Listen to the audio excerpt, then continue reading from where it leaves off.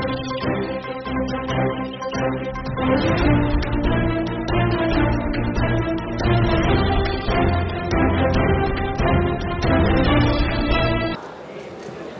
मैं उद्घाटन समारोह के मुख्य अतिथि श्रद्धेय योग ऋषि रामदेव जी महाराज को आशीर्वचन हेतु आग्रह करती हूँ।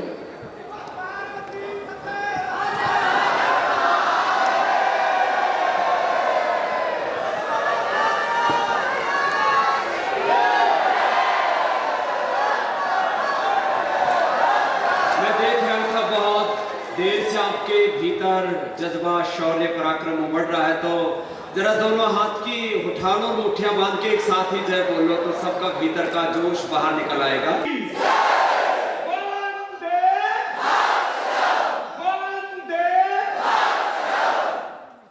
एक तरफ हम भारत का आजादी का अमृत महोत्सव मना रहे हैं, तो अंबाला के एक छोटे से शिक्षा संकुल से प्रारंभ हुआ।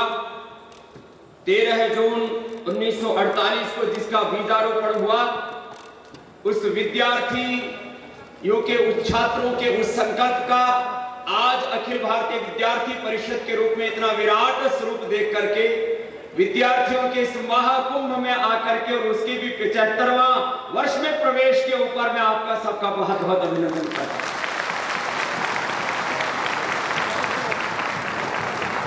विद्यार्थी परिषद का क्या योगदान है, क्या उसका चरित्र है, बहुत ही शौर्य के साथ, वीरता और पराक्रम के साथ हमारे बहुत ही ऊर्जावान भाई याज्ञवल्क्य जी ने, एक तो याज्ञवल्क्य का उपनिषदों में अध्यात्मवाद का उद्घोष है, यहाँ राष्ट्रवाद का उद्घोष कर रहे थे। याज्ञवल्क्य जी का जोरदार अभिनंदन, ऐसे तेजस्वी युवा हो गई।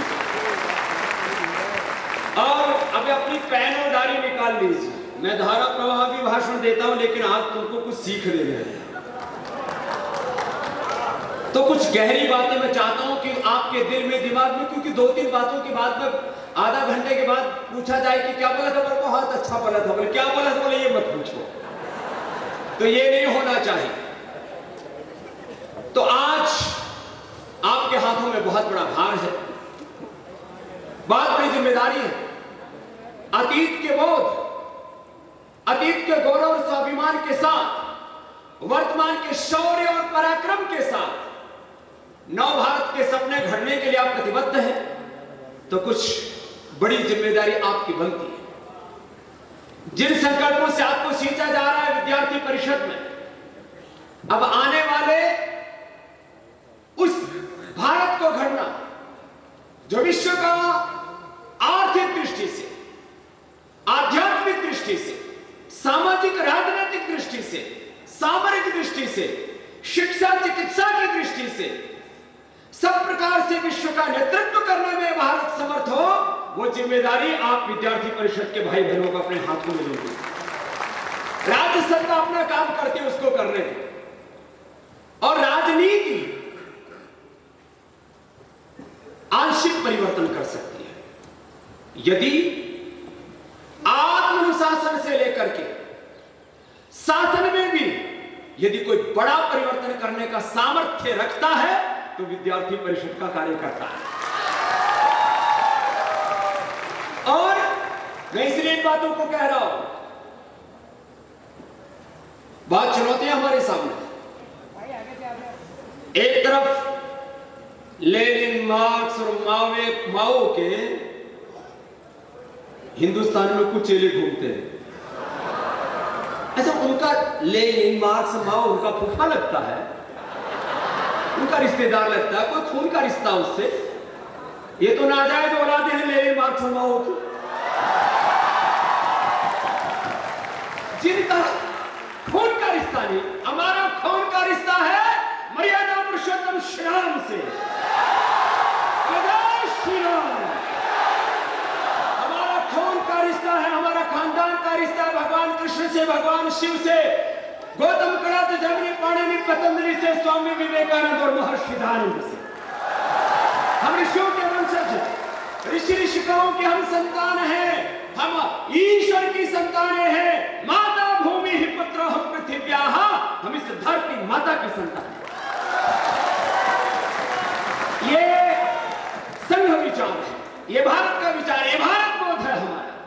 विद्यार्थी परिषद के विद्यार्थियों का भारत बोध है, यह आपका आत्मबोध है।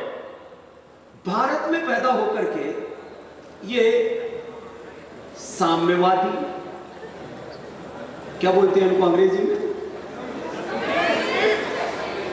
ये सेक्युलरिज्म का पाठ पढ़ाने वाले हमको कम्युनिज्म मानते। अब से कोई बात करे ना, ये सो कॉल्ड कम्युनिस्ट, कि हमारे पास तर्क है, हमारे पास में लॉजिक है, हम सोशल जस्टिस की बात करते हैं, हम इकोनॉमिक जस्टिस की बात करते हैं। बोले एक बार शी जिनपिंग के यहाँ चला जा, पता लग जाएगा। और ज्यादा ही सोशलिज्म देखना है तो किम जोंग के यहाँ चला जा। तुम बात करते हो सोशल जस्टिस की? मैं किसी को कटाक्ष नहीं कर रहा हूं, लेकिन तर्क से उत्तर दे रहा हूं। ये सोशलिज्म का सूसा फैलाने वाले, ये कम्युनिज्म के नाम पर बौद्धिक दिवालियापन के शिकार और बौद्धिक दिवालियापन के बीमार इंटेलेक्चुअल बैंकरप्सी वाले। मैं कई प्रकार की आतंकवाद की बात करता हूं, इसमें एक है इंटेलेक्चुअल टेररिज्म और इंटेलेक्चुअल बैंकरप्सी, बौद्धिक दरिद्रता के शिकार और बीमार, उनका भी इलाज आप ही लोग करते होते।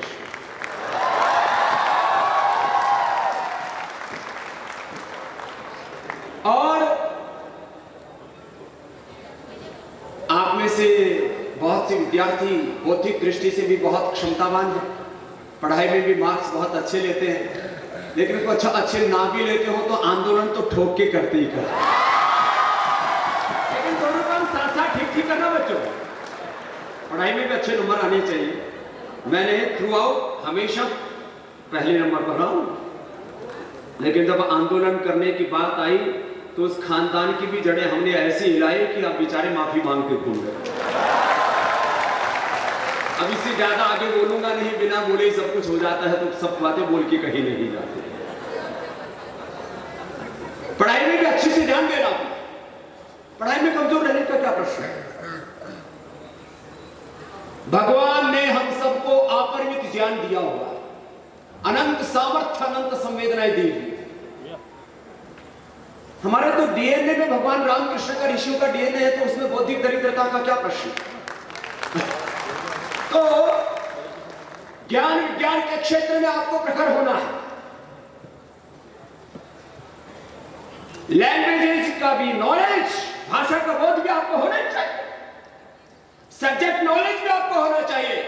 लेकिन ये बहुत महत्वपूर्ण मैं आपको बात कहना चाहता हूं, जिंदगी में आपको कुछ बड़ा काम करना है तो वो शौर्य, वीरता और पराक्रम से होता है, और उससे आप भरेंगे।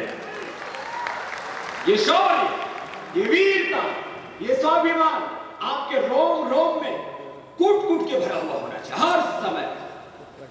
अखिल भारतीय विद्यार्थी परिषद के किसी विद्यार्थी को यदि रात को गाढ़ निद्रा से उठाया जाए तो उसके मुंह से भारत माता की जय का नारा बोलना चाहिए।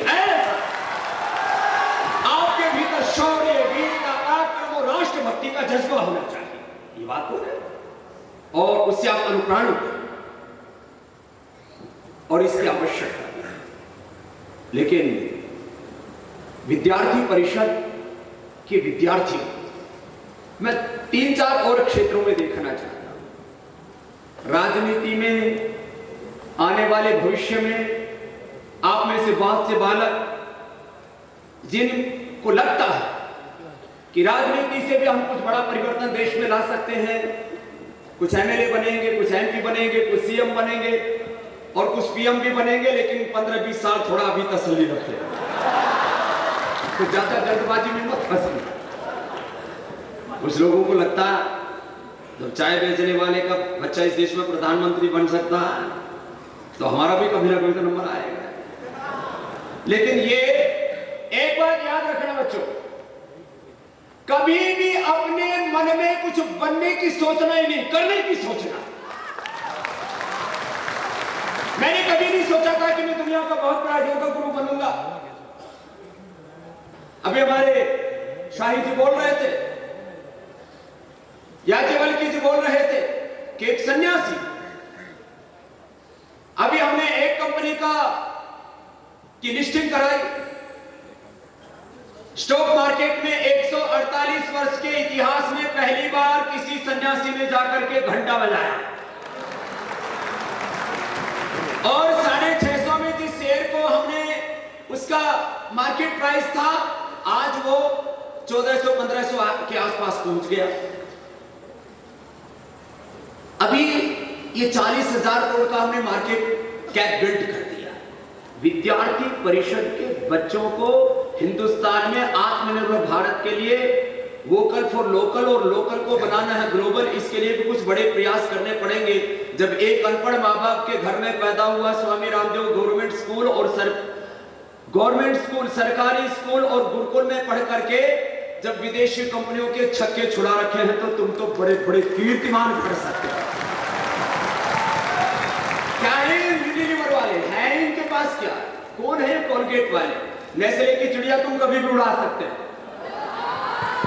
आप में बहुत साहस है, शौर्य है, वीरता है। आपको हिंदुस्तान में आत्मनिर्भर भारत के भी नए सोपान चढ़ने और नए इतिहास करने, लेकिन उसके लिए आपको एक बहुत बड़ी प्रामाणिकता के साथ जीवन में पुरुषार्थ करना पड़ता है। जीवन का सबसे बड़ा कोई सफलता का सूत्र है शौर्य, वीरता, उत्साह होना ही चाहिए, लेकिन time and target based working, और उसमें ऐसा पुरुषार्थ कि एक क्षण के लिए विश्राम नहीं। जब तक मुझे ध्येय यात्रा पुस्तक दी, जब तक ध्येय मिल नहीं जाता, जैसे स्वामी विवेकानंद जी महाराज ने उपनिषदों के उद्घोष को दोहराया, उत्तिष्ठत जागृत प्राप्य वारा निबोधत अक्षरस्य धारा निष्ठिता दुरत्यया दुर्गम पथस्तत् कवयो वदन्ति। आपको लगना तो पड़ेगा। अभी तो हमने एक कंपनी की लिस्टिंग कराई। मैंने कहा आने वाले 5 वर्षों में 5 कंपनियों की लिस्टिंग कराने का मेरा इरादा है और करीब 5 लाख करोड़ रुपए से ज्यादा का आर्थिक सामर्थ्य भारत को समर्थ बनाने के लिए खड़ा करना है। और ये पुरुषार्थ मूलक अर्थ भारत को समर्थ बनाने में, और ये सारा पुरुषार्थ भारत माता को कि परमार्थ में लगना चाहिए। अर्थ भी जो पुरुषार्थ से अर्जित होता है परमार्थ के लिए लग सकता है। वैयक्तिक जीवन में अकिंचन रहते हुए, क्या शब्द बोला, वैयक्तिक जीवन में अकिंचन रहते हुए इस भारत माता को परम वैभवशाली देखने का सपना और जज्बा अपने अंतर्मन में सजो करके हमें ऐसे पुरुषार्थ करने हैं, और उसके लिए समय की परवाह नहीं करनी। 10 साल 20 साल 30 साल लगे, एक मंजिल पर पहुंच जाओगे। कुछ को आर्थिक क्षेत्र में बड़े कीर्तिमान घटने, कुछ को राजनीतिक क्षेत्र में, कुछ को सामाजिक क्षेत्र में, कुछ को शिक्षा और चिकित्सा के क्षेत्र में, समाज जीवन के हर क्षेत्र में विद्यार्थी परिषद के विद्यार्थियों को, छात्रों को, युवाओं को एक नव प्रेरणा के साथ, नए शौर्य के साथ, हिम्मत के साथ, ताकत के साथ, और एक क्षण के लिए मन में हीनता का भावना है, आत्मग्लानि एक क्षण के लिए मिला है। गीता कहां से शुरू होती है? गीता शुरू होती है क्लब्यमास्मगमापार्थ न तत्त्व पद्यते क्षुद्र हृदय दौर्बल्यम त्यक्त्वा उत्तिष्ठ परन्तप। गीता शुरू होती है अपने हृदय की क्षुद्रता को, दीनता को, आत्मग्लानि को, इसको छोड़ जो अपने आप को पहचान। तेरा राजधर्म क्या है, तेरा राष्ट्र धर्म क्या है, तेरा स्वधर्म क्या है, और उस कर्तव्य का पालन कर। और स्वधर्मे निधर्म श्रेय के गीत हमने गाए, हतोवा प्राप्स्यसि स्वर्गम जित्वा वा भोक्ष्यसि पतिम्। लेकिन उसके लिए एक क्षण के लिए भी हमारे भीतर नैराश्य, कुंठा नहीं आनी चाहिए। बोर उठते ही कुछ नियम है, जैसे आप नारे लगा रहे थे, इन छोटे छोटे नारों के पीछे एक बड़े बड़े संकल्पों का, बड़े बड़े संघर्षों का, बड़े बड़े सपनों का समावेश। ऐसी भोर उठ करके रोज धरती माता को प्रणाम किया करो। मेरे साथ बोलो, माता भूमि ही। ये वेद की विचार और ये हम सबका अंतर्मन का संकल्प है, ये हमारा संस्कार है। माता भूमि ही पुत्रो हम पृथिव्याः मातृदेवो भव पितृदेवो भव आचार्य देवो भव अतिथि देवो भव, राष्ट्र देवो भव। भोर में उठ करके जब आप ये संकल्प करेंगे, मैं धरती माता के वीर यशस्वी तेजस्वी अजर अमर अविनाशी संतान हूं, और ये भाव चेतना एक क्षण के लिए भी नीचे नहीं आनी चाहिए, अपनी निजता से कभी भी नीचे नहीं आनी चाहिए। जब हम माता पिता को उस भगवान का ही प्रत्यक्ष विग्रह माने, और जब हम अपने सनातन धर्म को, अपने ऋषि धर्म को, अपने हिंदू धर्म को अपना सर्वस्व मान करके मनसा वाचा कर्मणा हम हिंदुत्व का, सनातन का, जो हमारी शाश्वत संस्कृति, सा संस्कृति प्रथमा विश्ववारा, भारत की संस्कृति विश्व की सबसे प्राचीन संस्कृति है। वेद के मंत्र का मैंने उद्घोष किया, क्या बोला? सा प्रथमा, बोलो, संस्कृति ही विश्ववारा। हम विश्व की प्रथम संस्कृति के उद्घोष कि न जाने क्या क्या हमने नहीं किया। विश्व को प्रथम शिक्षा व्यवस्था, विश्व को प्रथम चिकित्सा व्यवस्था, विश्व को प्रथम अर्थव्यवस्था, कर व्यवस्था, विश्व को प्रथम राज व्यवस्था, राजनीतिक व्यवस्था, विश्व को प्रथम पारिवारिक व्यवस्था, सामाजिक व्यवस्था, वैयक्तिक जीवन से लेकर के वैश्विक जीवन के सूत्र भारत के ऋषियों ने दिए हैं। ये आपको गौरव हमेशा अपने अंतर्मन में है ना, ये हमारा गौरव स्वाभिमान है।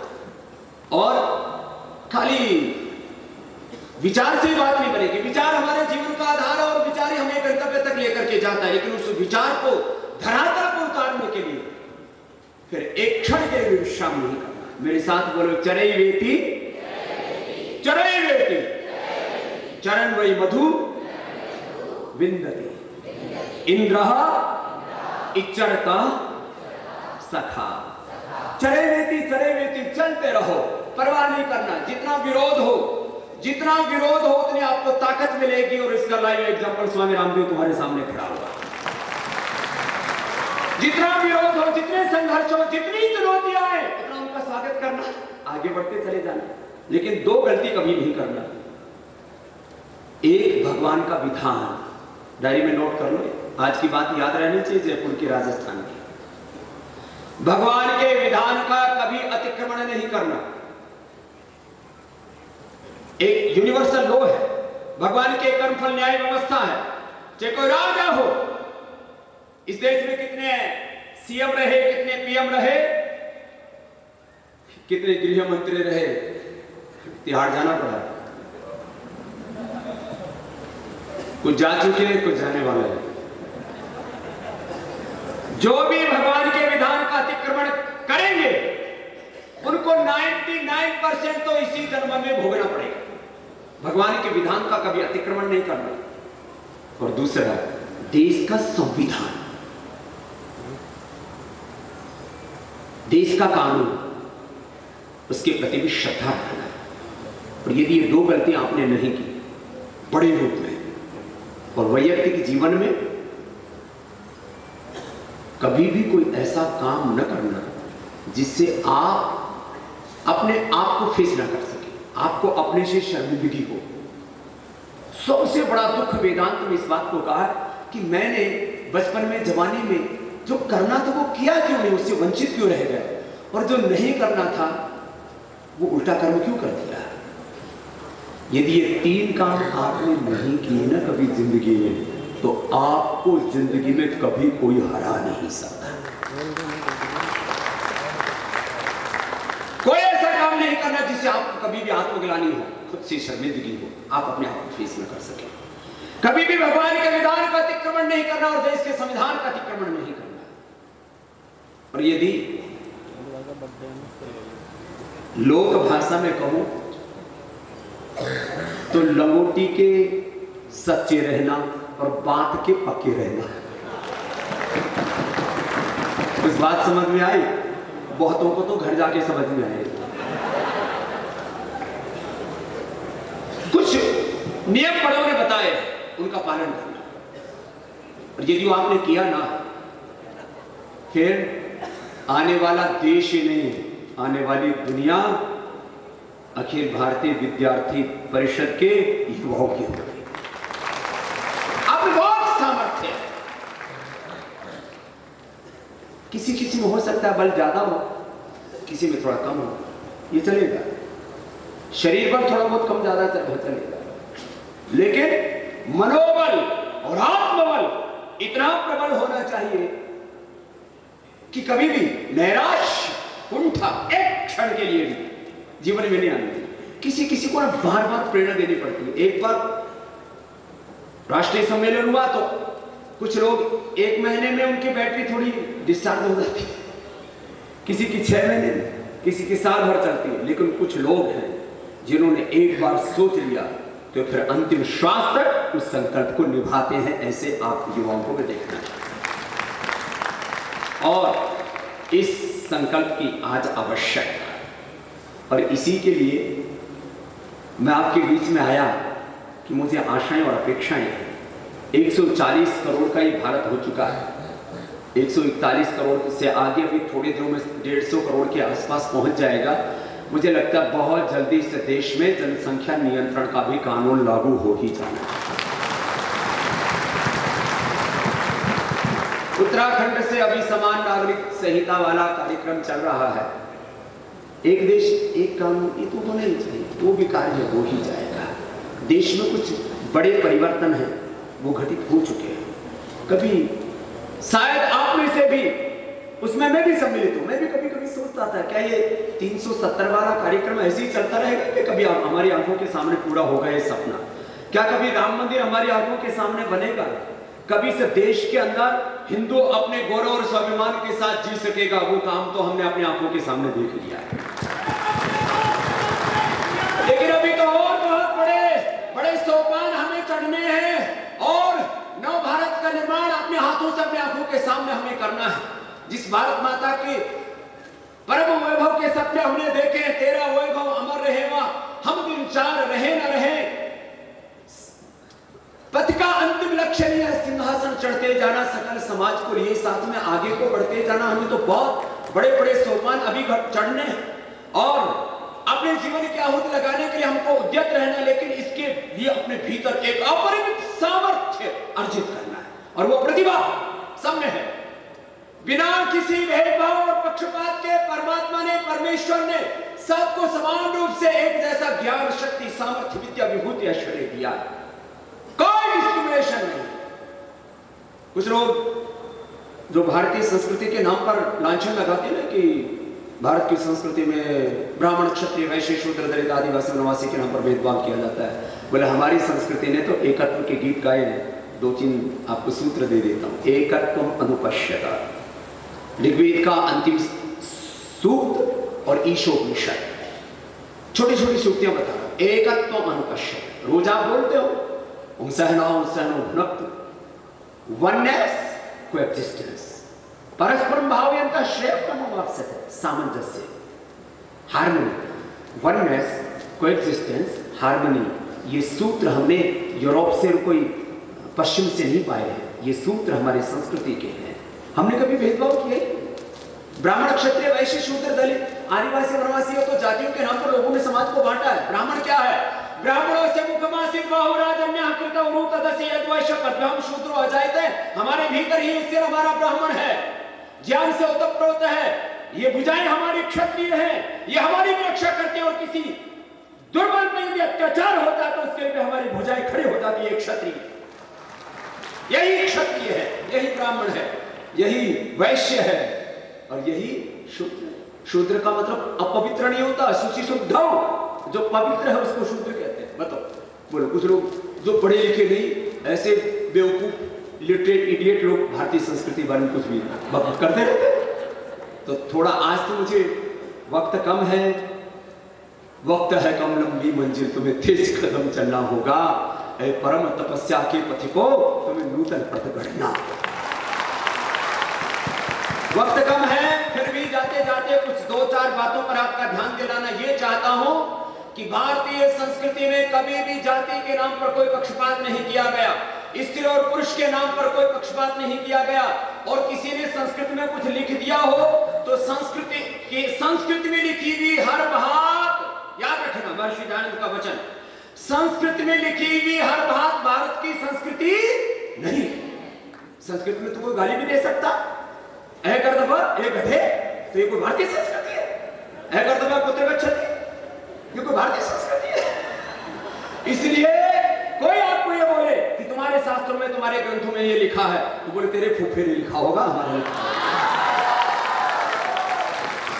ये लालची लोगों ने कुछ भी डाल ठोक दिया होगा कहीं पर भी।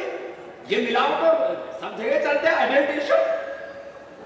इसलिए कभी भी किसी भी स्थिति में लॉजिकली, प्रैक्टिकली कहीं पर भी कोई बात आए तो बोलो फिर स्त्रियों और शूद्रों को वेद क्यों नहीं पढ़ाते? और पतंजलि में जाकर के देख लो, स्त्रियों और शूद्रों को वेद पढ़ाया जा रहा है। ये भारतीय संस्कृति क्या देख, कहीं पर भी कोई आपके ऊपर किसी भी प्रकार से भारतीय संस्कृति के नाम पर, सनातन के नाम पर, हिंदुत्व के नाम पर लांछन लगाता है तो उसके ऊपर बौद्धिक दृष्टि से चाटा मारने की तर्क शक्ति आपके भीतर होनी चाहिए। और सबसे बड़ी बात यह है, अपने जीवन से ऐसा करके दिखाओ। जिंदगी में कभी भी जातियों के नाम पर और इधर उधर के नाम पर, भेदभाव के नाम पर कभी क्यों अपने दिल में कोई संकीर्ण कर रखी? आज मैं आपके सामने खड़ा हूं, मैंने पूरे देश के अंदर लगभग 25 लाख किलोमीटर की यात्रा की, 10 करोड़ से ज्यादा लोगों को मैंने योग सिखाया, और अभी तो मैं जवान हुआ हूं, अभी तो मेरी 50 साल की यात्रा भी बाकी है। जवानों, जो तुम्हारा ऐसा होना चाहिए। अभी भी मैं सीआरपीएफ के जवान हूं, सिक्योरिटी में लगा रखे हैं। मैं दौड़ता हूं तो 2 शिफ्ट में दौड़ना पड़ता हूं। इतना शौर्य होना चाहिए आपके भीतर, और तुम्हारी भुजाओं में अपरिमित बल होना चाहिए। बलम उपास्व, वेद का मंत्र क्या है बोलो? बलम उपास्व बोलो।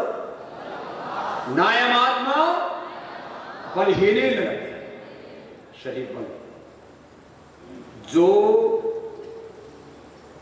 एवीवीपी का विद्यार्थी कम से कम 10 सूर्य नमस्कार नहीं लगाता, वो निस्तेज है, वो निकम्मा है, वो निखट्टू है, वो प्रमादी है। तो आज जरा दोनों हाथ उठा करके संकल्प लेके जाओ कि 10 अंगुलियां खड़ी है ना, दोनों हाथ उठाओ, बोले भारत माता की, भारत माता की। तो दोनों हाथ उठा के रखो, अभी संकल्प करो, 10 बार बोलो, जोर से बोलो, 10 बार सूर्य नमस्कार अवश्य करेंगे। हम नीचे कर लो। स्वामी जी आपने तो उठाया, संकल्प करा दिया, सोचा विचारा ही नहीं हमने। अच्छे बात में सोचने विचारने की जरूरत। पूज्यपाद गोस्वामी तुलसीदास जी महाराज कहते हैं, भाई कुभाय अनख आलस हूं, नाम जपत योग करत, वेद पढ़त, मंगल विषिदस हो। अच्छा लगे ना हो, इच्छा हो या ना हो, चाहे जैसे परिस्थिति हो, चाहे जैसे मनस्थिति हो, हमें धर्म के मार्ग पर, सनातन के मार्ग पर, ऋषियों के मार्ग पर चलना है। इसमें कोई विचार करने की आवश्यकता नहीं। तो 10 बार सूर्य नमस्कार करना। मैं अभी भी 500 दंड लगाता हूं, तुम 100 तो लगा ही होगे। चेहरों की मुस्कान तो यही बता रही है, साहब ये आपके लिए, सेम टू यू।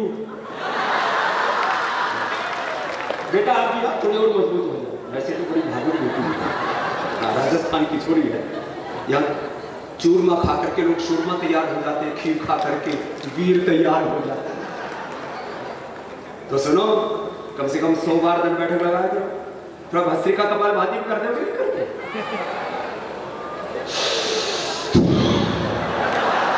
थोड़ा जोर से किया करो। ये तो बीमारों के लिए है, धीरे धीरे करना चाहिए।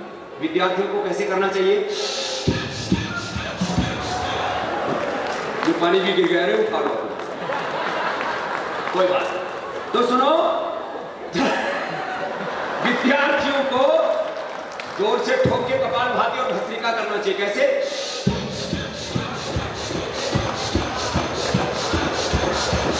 1 मिनट में भी पसीना आ जाए दिसंबर जनवरी में, इसलिए मैं कभी गर्म कपड़ा पहनता ही नहीं। यदि विद्यार्थी परिषद के बच्चे को, जवान को गर्म कपड़ा पहनना पड़ रहा है, इसका मतलब भीतर की गर्मी खत्म हो गई। अब अपना हिसाब किताब खुद लगा लेना, कितने पानी में। थर्मामीटर तुम्हारे ऊपर ही लगा हुआ है। दूसरा, कपाल भाती करना। किसी ने गर्म कपड़े पहन रखे, अभी इधर देखा भाता का झांकी मत करो, कपाल भाती करना थोड़ा। हाँ, दोनों बातें। मेरा काम सब, अब योग ना बताऊं तो फिर तो मेरा मतलब मेन काम तो बाकी रहता है। कपालभाति करना, थोड़ा अनुलोम विलोम करना। अच्छा बताओ, योगी होके जीना चाहिए कि रोगी? योगी और निरोगी होकर के जीना चाहिए, इसमें क्या बात है? देश का पैसा देश में रहना चाहिए कि विदेश में जाना चाहिए? एक मेरे से बोला, बाबा मैं तो दंत कांति प्रयोग नहीं करूंगा। तो मैंने कहा कोलगेट वालों के तरह तूने छोरी ब्याह रखी है, तेरे फुफा लागे हैं वो, तेरे रिश्तेदार हैं। अरे तेरे को अच्छी चीज दे रहे, विरोध करना है तो स्वामी रामदेव का विरोध कर, पतंजलि गाय का घी खाया कर, दंत कांति लगा करके खूब विरोध किया कर, कोई दिक्कत नहीं। विरोध अपनी जगह रखो भाई, देश का हित तो साधो पहले। जो ये स्वदेशी का काम खाली पतंजलि का नहीं है, मैं तो चाहता हूं पतंजलि जैसे कम से कम 1000 ब्रांड आप युवा इस देश में खड़े करें, देश के लिए। और ये विदेशी ब्रांडों की गुलामी कोई विद्यार्थी को नहीं होनी चाहिए। विदेशी घड़ी, विदेशी गाड़ी, विदेशी मोबाइल, विदेशी शर्ट, विदेशी जूते चप्पल ब्रांडेड होने चाहिए। यहाँ कोई चीज ब्रांडेड नहीं है, सब भगवान हुआ है और भगवान का ही धन्यवाद। तो सुनो, अब समापन की ओर बात आती है। तो आज मेरा लगभग 10 दिन पहले तक मुझे पता भी नहीं था यहां अखिल भारतीय विद्यार्थी परिषद का आज ये 68वां उसका अधिवेशन, उसका अमृत महोत्सव मनाया जाता है। आदरणीय श्री दत्तात्रेय होसबोले जी ने मुझे एक दिन अनायास फोन किया, बोले स्वामी जी क्या आप 25 तारीख को जयपुर जा सकते हैं? मैंने कहा जी कहीं पर भी होगा, आपके आगे है तो पहुंच ही जाएंगे। क्योंकि पहली बार मुझे दत्ता जी ने किसी कार्यक्रम के लिए फोन किया। कल मैं हरिद्वार से चला, मुंबई पहुंचा, सुबह 5 बजे कार्यक्रम था, जिधर से हमारी बेटी यहाँ पर आई हुई है प्रेरणा जी। प्रेरणा जी के लिए भी जोरदार तालियां बजा दो। मातृशक्ति को भी बराबर की भागीदारी है। फिर कोई कहे कि यहाँ तो स्त्री और पुरुष में भेदभाव, कहाँ होता है भेदभाव? इधर याज्ञवल्क्य के, उधर प्रेरणा है, जोरदार तालियां हो जाए। यहाँ तो हमसे समान रूप से मातृशक्ति को महिमा मंडित करते हैं, उसको प्रथम पूज्या कहते हैं। सुबह 5 बजे ठाणे में प्रोग्राम किया, 1 बजे वहां कार्यक्रम खत्म करके अब यहाँ पहुंच गया। अब मुझे शाम तक फिर हरिद्वार लौटना। तो मैं दत्ता जी जो आपसे भी बहुत प्रेम करते हैं, उन्होंने फिर आशीष को लगा दिया। मैंने कहा आशीष जी मैंने बोल दिया तो बस मैं कैसे भी पहुंचूंगा, मैं आपके पास में आ जाऊंगा। और मुझे आकर के गौरव अनुभव हो रहा है, मैं भारत के भविष्य के सामने खड़ा।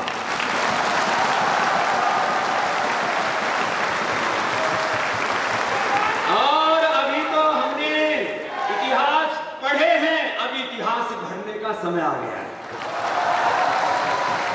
अब इस देश को आर्थिक गुलामी से भी मुक्ति दिलाएंगे, शिक्षा और चिकित्सा की गुलामी से भी मुक्ति दिलाएंगे, वैचारिक गुलामी और दरिद्रता से भी मुक्ति दिला करके भारत को प्रमुखशाली। और इसी के लिए भारतीय शिक्षा बोर्ड के चेयरमैन भी मेरे साथ आए हुए हैं। एक बार एनपी सिंह साहब जो बहुत सीनियर आईएएस ऑफिसर रहे हैं, एक प्रामाणिक दार्शनिक विद्वान भी है, शिक्षाविद भी, एक बार उनका भी जोरदार अभिनंदन है। आगे जो संस्कार आपको विद्यार्थी परिषद में दिए जाते हैं, उन संस्कारों के बीज हम बचपन से विद्यार्थियों के मन में बोएंगे। ये काम भारतीय शिक्षा बोर्ड के माध्यम से होगा। और मैं इस राष्ट्र के देवतुल्य प्रधानमंत्री श्री नरेंद्र मोदी जी को भी इस बात के लिए धन्यवाद देता हूं। आदरणीय अमित शाह जी के साथ करीब 50 बार मेरी मीटिंग हुई होंगी इस बात को लेकर के, लेकिन 1835 में जो मैकाले पाप करके गया था, उस पाप को भी साफ करने का काम आप लोगों को अभी हाथ में। अब मैं लिख के तो कुछ और ही लाया था, बोलने कुछ और लग गया। मैंने सोचा था जा रहा हूं तो कुछ नोट्स बना लूं, लेकिन ये फिर अगली बार के लिए रिजर्व रख लेता हूं, क्योंकि मुझे पावर पॉइंट प्रेजेंटेशन या लिख करके बोलने की आदत नहीं है। जो भीतर से आता वो बोल देता हूं। और बस इतना कह करके जा रहा हूं कि आप लोगों से खाली विद्यार्थियों को, युवाओं की अपेक्षाएं नहीं है। वो तो आपने कीर्तिमान बना दिया, 1400 पूर्णकालिक कार्यकर्ता है।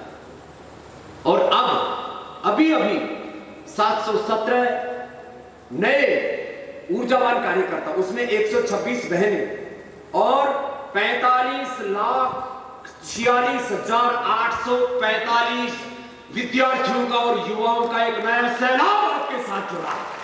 यह है भारत की युवा शक्ति और वो भारत का युवा भारत बोध के साथ, आत्मबोध के साथ, अपने गौरव, शौर्य और स्वाभिमान के साथ आपसे राष्ट्र हित के लिए, विद्यार्थियों के हित के लिए और इस भारत माता को परम वैभवशाली बनाने के लिए आपके साथ खड़ा है।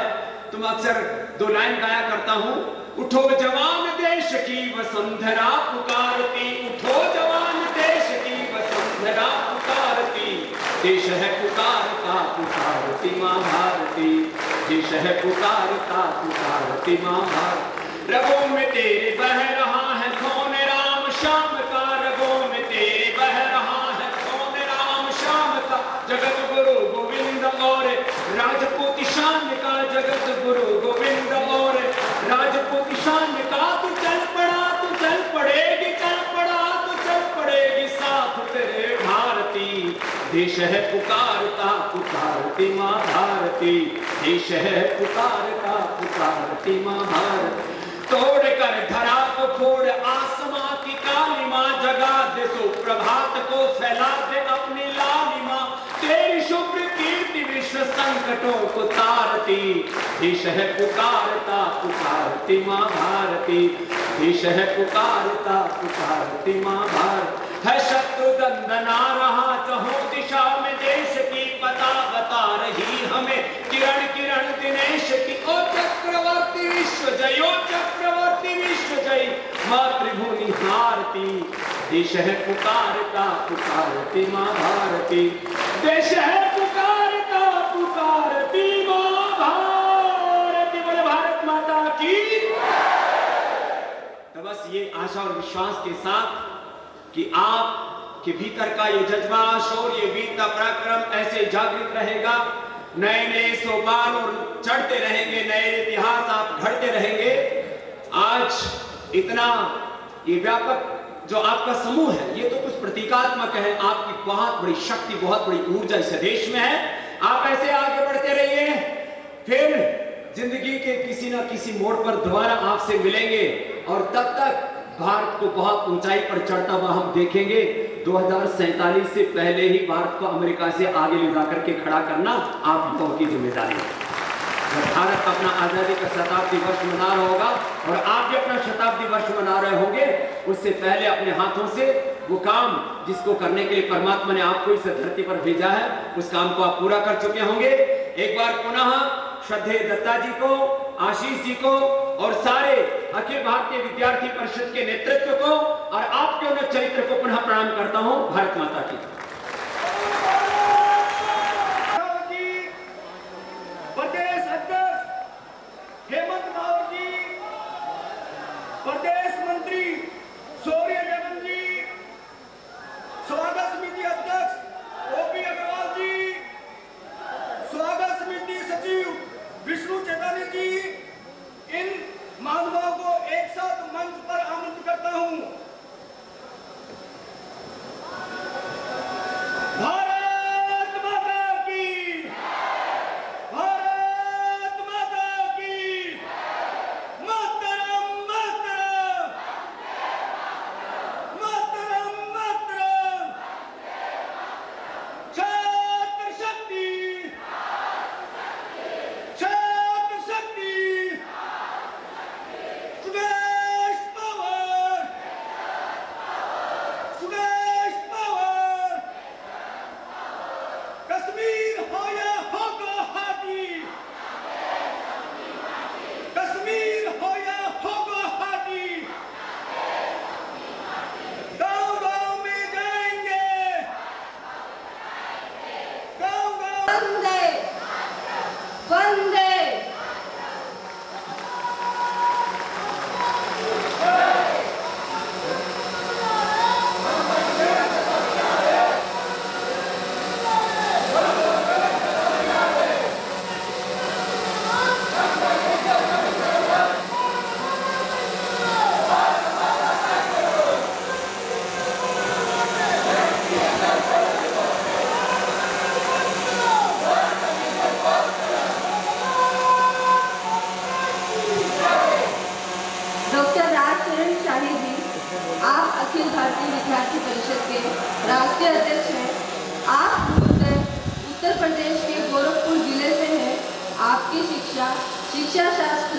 शिक्षा में PhD तक हुई है। वर्तमान में आप बाबा साहब भीमराव अम्बेडकर विश्वविद्यालय लखनऊ में शिक्षा शास्त्र विभाग में सहायक प्राध्यापक के पद पर कार्यरत है। आपने अभी तक 5 पुस्तकों का लेखन व संपादक किया है तथा आपके 103 से अधिक शोध पत्र लेख राष्ट्रीय व अंतर्राष्ट्रीय शोध पत्रिकाओं एवं संगोष्ठियों में प्रस्तुत किए गए हैं। शिक्षा से जुड़े विभिन्न विषय पर आपके लेख दैनिक पत्र पत्रिकाओं में प्रकाशित हुए हैं। आप प्रतिष्ठित भारतीय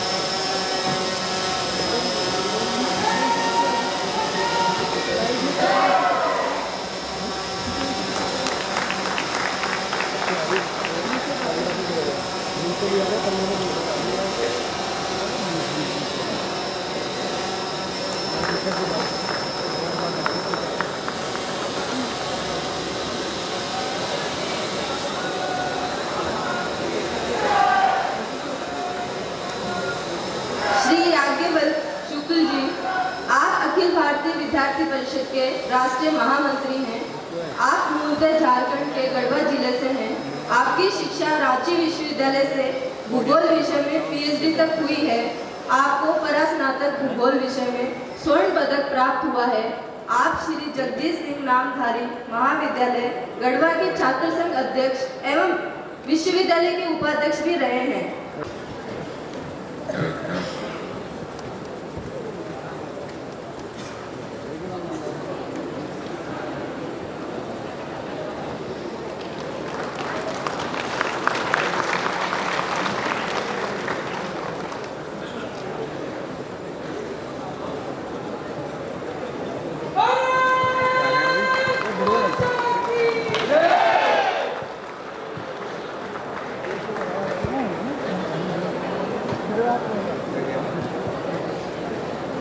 कुमारी प्रेरणा पवार जी, आप अभाविप की राष्ट्रीय मंत्री हैं। आप मूलतः ठाणे कोकण से हैं। आपकी शिक्षा जनसंचार में स्नातक तक हुई है। आप वर्ष 2014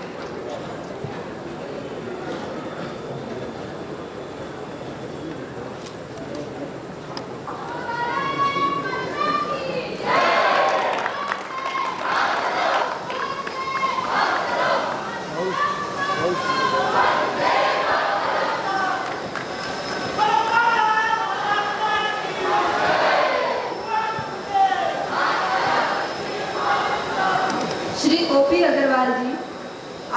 OP अग्रवाल जी, आप जयपुर के प्रसिद्ध JECRC विश्वविद्यालय के चेयरमैन हैं। वे national society for engineering research and development के अध्यक्ष के नाते भी कार्यरत हैं। हाल ही में आपको भारत सरकार द्वारा भारतीय कॉर्पोरेट मामलों के संस्थान IICA के बोर्ड ऑफ गवर्नर के सदस्य के रूप में नामित किया गया है। आप जयपुर के पहले चार्टेड अकाउंटेंट हैं जिनको यह सम्मान प्राप्त हुआ है। सामाजिक कार्यकर्ता के नाते आपकी सक्रियता अनेक प्रकार की सामाजिक गतिविधियों में बनी रहती है। आप अभाविप के 68वें राष्ट्रीय अधिवेशन के स्वागत समिति के अध्यक्ष हैं। अब मैं आपके स्वागत हेतु प्रदेश अध्यक्ष हेमंत महावर जी से आग्रह करती हूँ।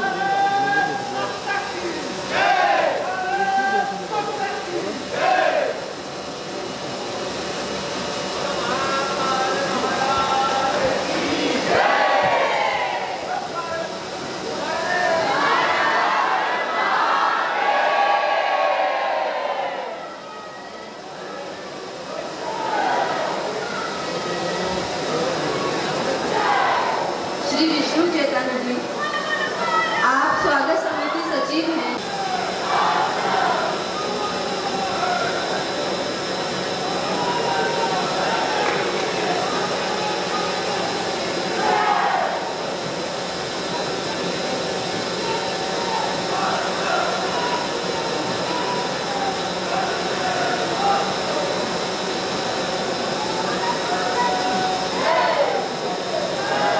डॉक्टर लेके जाएंगे जरूर।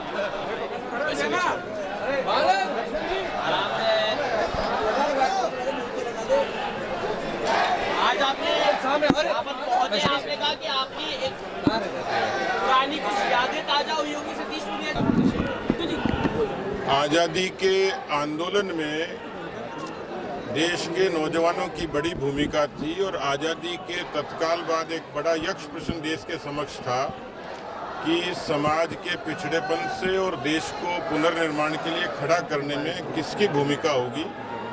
1949 में अखिल भारतीय विद्यार्थी परिषद नाम के संगठन ने ये बीड़ा उठाया और आज 68 वर्षों में संगठन रचना और आंदोलन के जरिए केवल देश नहीं दुनिया में विद्यार्थियों को एकजुट करके ज्ञानशील एकता के माध्यम से सेवा और संस्कार के माध्यम से एक संगठित छात्र शक्ति खड़ी की है।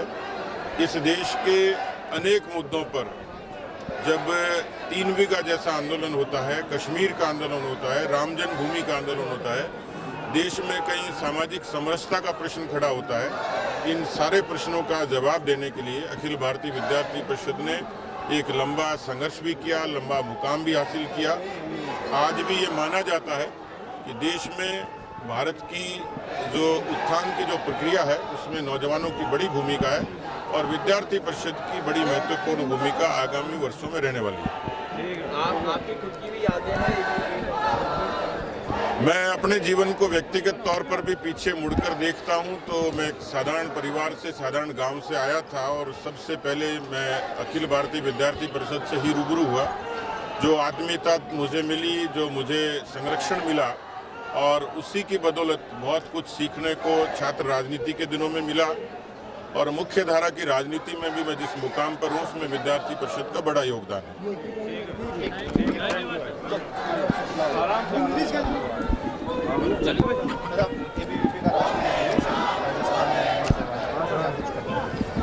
ये अखिल भारतीय विद्यार्थी परिषद के समस्त राजस्थान के कार्यकर्ताओं को मैं आभार प्रकट करता हूँ कि लघु भारत दर्शन आज राजस्थान के पवित्र भूमि पर हुआ है।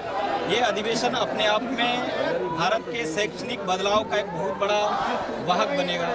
ABVP का 68वां राष्ट्रीय अधिवेशन है। हम सब लोगों को मालूम है कि राष्ट्रीय शिक्षा नीति क्रियान्वयन की दिशा में पूरा देश आगे बढ़ रहा है और उस दिशा में परिषद के कार्यकर्ता राजस्थान के इस राष्ट्रीय अधिवेशन से प्रेरणा लेकर के जाएंगे। अपने कैंपस में भारतीय केंद्रित शिक्षा जो भारतीय भाषाओं की वकालत करता है, जो भारतीय विचारों की वकालत करता है और भारत का उत्कर्ष की कामना को लेकर के जिन शैक्षणिक परिस्थितियों में बदलाव के लिए ABVP और संपूर्ण देश जिस दिशा में बढ़ने का प्रयास करता है उसका संकल्प इस राष्ट्रीय अधिवेशन से लेकर के हमारे कार्यकर्ता यहाँ से